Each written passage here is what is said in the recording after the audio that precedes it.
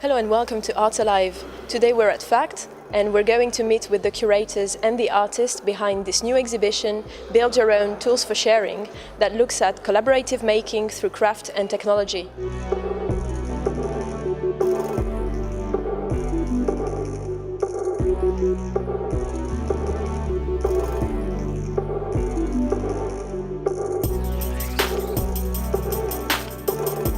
Build Your Own had a great start. We were invited to work on the project with FACT in Liverpool alongside the Crafts Council and Norfolk Museum Service. So it was a real collaborative start to the project, and I guess the initial ideas behind the show were really to try and think about a different kind of exhibition, one that would bring together making, technology, but also bring in community. We're interested in what the processes of craft and the processes of technology have in common. And although people think they're very different fields of endeavour and activity, in fact they share common values, and those are around the use of tools and the idea of sharing, whether that's sharing knowledge, skills or resources. So for Build Your Own, we wanted to bring together creative practitioners with communities in Liverpool to create new works using tools and sharing resources. I think the kind of starting principle of the exhibition was really about the idea that people no longer need to do it by themselves, you can do it together. And obviously open source is one of the really great examples of how people are doing that. But we were looking more generally also at kind of different kinds of community and collaborative practice. So does Liverpool, it's fantastic working with the Enable Network to build prosthetic limbs for children in need. But also we have maker networks, we've got Rachel Raines and the Raspberry Pi Foundation working online across the internet with lots of young makers doing gardening. We've got Linda Brothwell, a designer who's working with a 10,000 strong Polish community in Liverpool to learn their skills. And I think one of the things we were really interested in exploring were what the different kinds of relationships and the different kinds of practice that would come out of the idea of sharing and collaboration. I think this is it's a different kind of exhibition in that some of the projects started before the exhibition opened, some will continue afterwards. They're all happening all over the city, in the galleries and in the FACT lab, and really we just want to encourage people to be part of this conversation and part of this programme of activities. Both of you, you're not from Liverpool. Are you going to keep on working with us here? Well, we hope that the projects have a life after the exhibition and that there will be a legacy, and some of that legacy will be in the environment. Linda's Lost Letters of Liverpool, we hope will remain there, and Does and Enable will carry on making the prosthetic devices, and we'll have established a community to do that. And we hope that Will and Assemble continue to be involved in Granby Forestries, and we will of course be watching how all those things progress.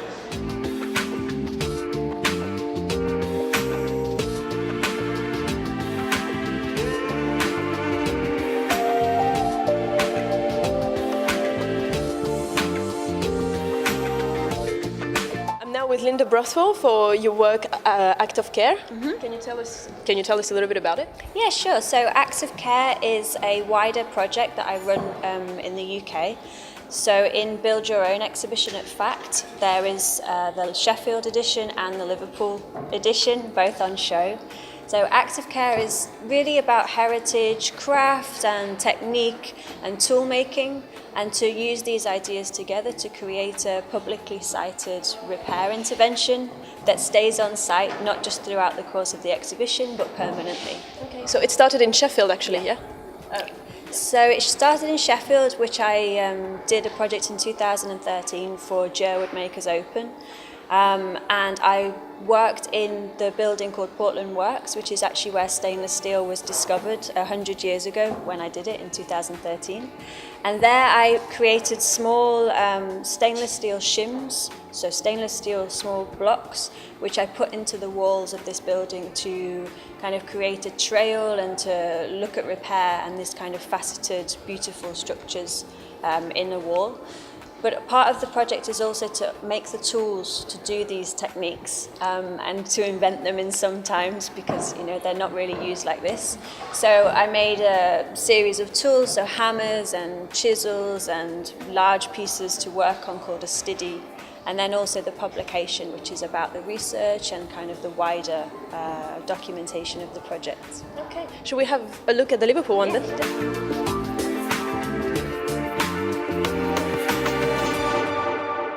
So we're now in the second part of your exhibition, focused on Liverpool then? Yeah, so this project is Active Care, the Lost Letters of Liverpool. And I looked at all of the public signs in Liverpool that had missing letters, so from an off licence to the Queen's Head and all these things. But actually it started by looking at the Futurist building sign, which was missing 2 T's. But unfortunately the Futurist sign was taken down, so we looked wider and did a bigger project instead. Okay. And you build the tools for this as well? Yeah, so again, I created a system to make these pieces. So they're all each of the letters is hand pierced and chased brass. But obviously to do these large letters, it doesn't, the tools don't necessarily exist to do this exact thing. So again, I created particular punches that I wanted to use to chase and big saw frames so I could do the letters and to get into these giant pieces of brass, and a different system as well for working. So yeah, again, it follows the tools and the publicly cited piece and then the publication as well. And there is some kind of influence in the design as well. You were mentioning the Polish influence? Yeah, I really wanted to look at the Polish community in Liverpool and to make a piece that represented this positive mark in the city. So I looked at Polish paper cutting and the beautiful designs of the paper cutting, but also the lace making as well, and allowed these to inform the design of the new letters and new forms. Okay, great. Well, we're going to have a look around. Thank you very much. Thank you.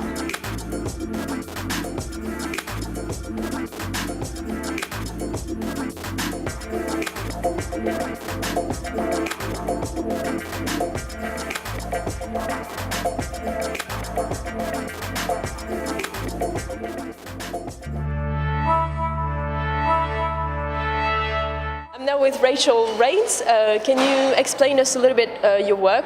What is it about? So I'm really interested in plants and robots mainly. So I started off with thinking, the whole new smart objects, Internet of Things phenomenon. So what if these machines had personalities and they were kind of insecure about being the first generation of smart machines and they had a lot of pressure on them? So I make machines that are kind of quite quirky and kind of have hidden insecurities and might kind of overcompensate for the fact that they're meant to be smart, and as a result ask loads of bizarre questions because they think they might need to. So this exhibition is a combo of making a big control panel where you can create your own planet. So it's the idea that this robot could create anything you wanted, and you can have things like, you can have humidity and temperature and all the normal things you'd have in the planet, but also you can set like the optimism on your planet, as in whether your planet's population is optimistic or not. So these kind of things, and then you get to press a button and it tells you how many plants survive on your planet based on these parameters that you've set. I also have made a big vertical garden system, which is a hydroponic garden, which is self-containing really, so it pumps the water through and waters the plants for you, as well as monitoring the humidity and the temperature and things, and there'll be a time lapse for anybody to see that over the 3-month period of the plants growing. So yeah, that's what everybody needs. Yes, yeah, and we're running a set of workshops in building your own little garden robot. So it's a little robot that goes inside a plant pot, and it then sends little light signals to you whether it needs to drink or temperature or anything like that. So you come to the workshop and you can set your own parameters. So you make your own robot, and then if you want it to flash red when it's cold, then you can, or if it's blue when it's cold, then that's fine, and you can set your own one and set your own one up basically. Great. And then we're going to have a time lapse going of those as well. And then at the end of the exhibition, we invite you back and you have a data visualization workshop, which means you can come and find out what to do with all that data that is collected and make some interesting graphs and things. So just learning more about it really. And can we keep the robot as well? Yes, absolutely, yeah. So we're interested in teams. So I'm quite interested in how like things like gardening can join like generations together really. So the workshop is one adult, one child, and you come along and you both partake in all of the workshop elements. So you learn how to plant a seed and why that's important, what the plant needs to grow in the morning, and then in the afternoon you then make your robot and program it and go away and go home and have fun with it for 3 months and then come back and see us again, and hopefully have a whole community of people around Liverpool that have these robots that can still talk to each other and use it afterwards and maybe do extra things with them. So. Great, okay. Yeah. I wanted to know as well, you're part of Raspberry Pi. Yes. Can you tell us a little bit what it is about? Yeah, so the Raspberry Pi computer is like a credit card sized computer for $35, which is about £25. We're actually an educational charity based in Cambridge. So we formed to promote computing education and enhance it. So one of the things I do there as a creative producer is come up with interesting projects. So like this garden robot is one of them. So we've built our own custom PCB. So this is like a limited edition robot that only 100 people will get as part of this exhibition. And then they can pop it on top of their Raspberry Pi and program it. And we also have a whole scheme of work for teachers to go through with it as well. So it's just one of the projects that I get to do is research and play with interesting circuit boards and create hopefully quite beautiful robots out of it. So. That's great. That sounds really exciting as well. I'm coming back on the robot theme. We're talking a lot about robots today, but some people are still, they're a bit afraid of it because they're thinking that, I don't know, they're taking our space and maybe taking our skills. And I agree. I think people actually, they need to know more about them to be less scared.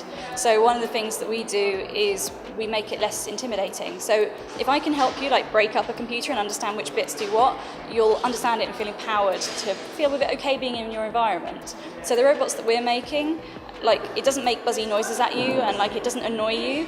It sits there and it's a little greenhouse actually that it sits there in, and it blinks the colours or kind of pulses the colours however you'd like to do it. So it's meant to be unintrusive.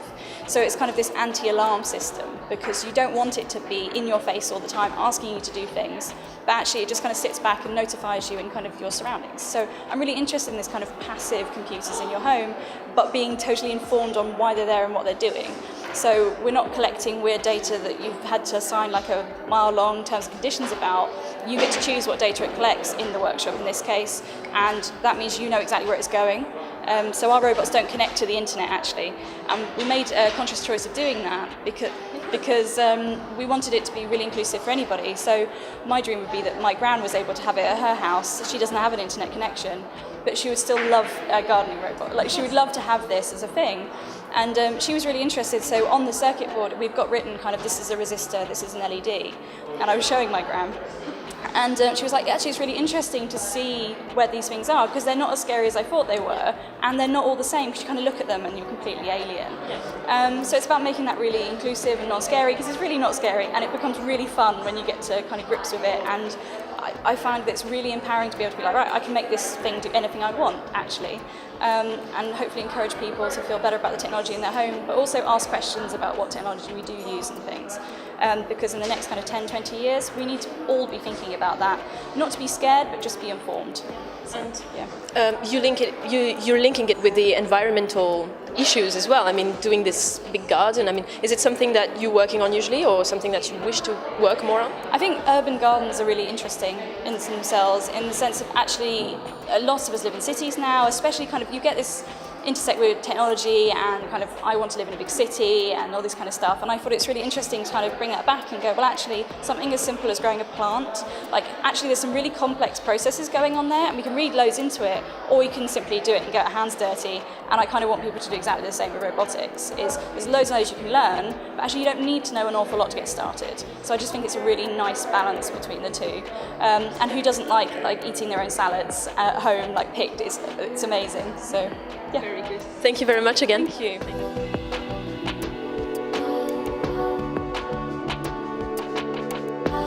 We're now going to take a short break, but join us after. We had a chat with Does Liverpool, the team behind this 3D printed prosthetics hands, and we'll meet with Will Shannon and Assemble for their project Homework.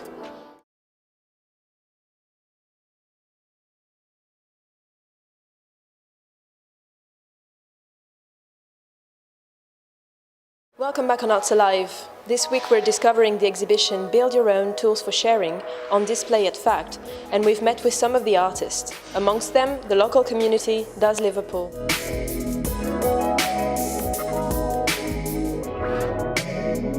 Does Liverpool is a makerspace in the centre of Liverpool, so it's a place where you can come in and learn how to laser cut things, 3D print things, cut things out of vinyl, all kinds of fabrication materials and equipment, so people can learn how to do that. For this exhibition, we've been looking at 3D printing and 3D printing prosthetic hands, because we had a little family, a little girl came in, Bailey, with her dad, and they printed off she needs a prosthetic hand, and that's kind of what introduced us properly to the Enabling the Future project, which is this global project to match people up who need prosthetic limbs with people who've got 3D printers, and they have the design, so you can just kind of like measure things up, download the files, print them out on your printer, and then it's a bit of assembly, and then you've got a new hand. Great, that sounds fantastic. And so, what do you have exhibited here? Exactly. Well, for the exhibition, we've kind of set up like a production line to sort of carry on the work that Bailey was doing in the Does workshop, and opening it up to a group of people from the Reach Northwest charity, which are a charity for upper limb prosthetics. So on Saturday, we're going to have a group of people coming in and families, and they'll learn how to go through the sort of process, same process we had to learn with Bailey and her family. And by the end of the exhibition, we should have devices, or at least prototype devices, for up to about 20 people. So, and we've kind of taken this open source design from the Enabling the Future project. Patrick, who's also based at Does, who's an engineer, he's kind of, together we've made a sort of system for resizing that so it fits different people's kind of needs. And there's also people from the wider Enable network coming to sort of share their knowledge really through the show. This whole 3D printing and making, it works only with the open source? I mean, not only, but it works a lot about that. Can you tell us a bit about it? It certainly works through open source at the minute. So the Enabling the Future project is open source. So it's a collaboration of people from around the world who are working in CAD from wherever they are in order to improve the hand designs. And then you can share those freely and resize them. We actually use open source software to be able to resize them. We pass that through open source software to be able to run the printers, and the printers are certainly based on open source designs to be able to print out. For 3D printing, we use 3D printing all the time for all sorts of things. If you want an arbitrary plastic shape, you can just print one out. If you can design on the computer, you can pass it straight across the printer and it will print it. So I mean, you did that when you moved into your new house, because your cooker didn't have any cooker knobs on it for some reason. Somebody had stolen all the cooker knobs. So you can just design, do some measurements, a couple of test prints, and then created a system for resizable cooker or hobnobs, and you can set the pointer and whether they've got tap hands on them, how many sides they've got, and chamfers and everything, ready to go. Print them out. Because in a way, I think like Does Liverpool aren't really an organisation that do projects. It's more about we provide a space for people to do their own projects. So, we can get people like Bailey who've ended up with this project, and then there's another guy who's making cases for a hang gliding kind of computation kind of system. There's somebody's come in with a novel idea of hanging his walking stick on a table when he goes to the library. So we're kind of it's just all of those things could happen. It's just happened that part of the community who uses Does has ended up taking us to this place where this exhibition's happened here, because in fact wanted to work with us, with the Craft Council, and kind of represent that kind of way of working. So.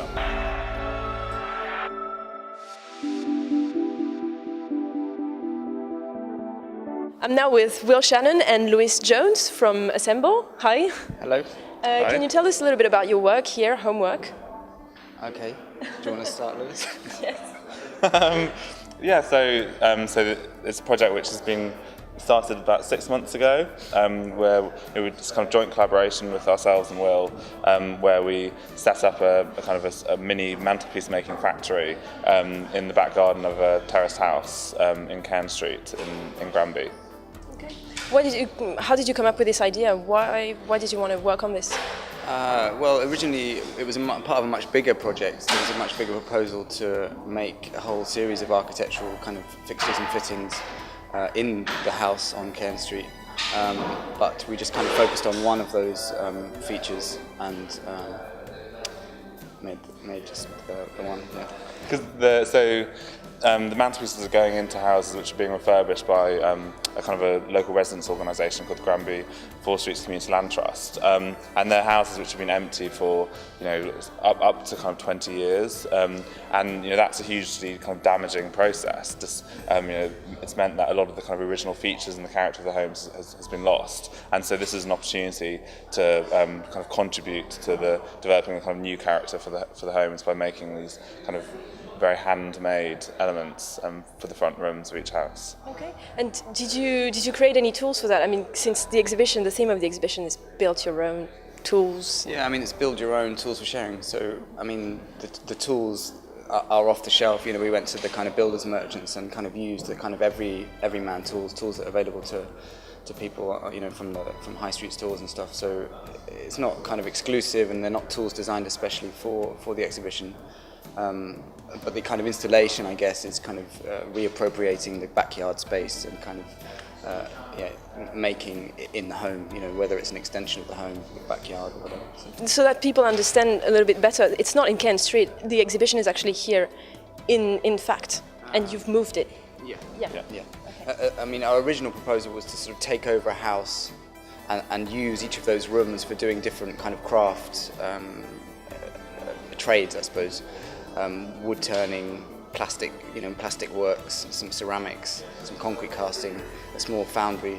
But it was quite a sort of ephemeral thing. There wasn't necessarily a gallery content. So we were kind of pushed to provide more of a gallery content, much more of an installation, something that would sort of illustrate the kind of ambition of the project. So kind of what you see here is just a very kind of rudimentary structure that we built in the backyard of number 48 on Cairn Street. So I think in the gallery, hopefully you should get quite a good sense of kind of how it happened and how different things were made, as well as seeing the kind of finished kind of products. I think almost presenting a kind of a document, kind of evidence of something that happened, evidence of an event, but something that is kind of interactive and engaging, in its own right. I think is what we've tried to present here. Because it's not finished now. You're still working on the project, aren't you? Lewis and Joe, the assembler, are still involved. The project is kind of much larger than what you see here. This is just a very small kind of part of something much bigger. Just one more question. You're part of Assemble, and it's been nominated for the Turner Prize for the Granby 4 Street. How do you feel about that? Can you tell us just a few words about it? Yeah, it's surprising and exciting, and yeah. I mean, it's very early days. It's hard to kind of really judge what the the kind of long-term effects of it will be. At the moment, we're just trying to kind of not lose too much focus on the projects that we're working on and making them as good as they can be. Great. Thank you very much, Gus. Thank you. Great. Thanks.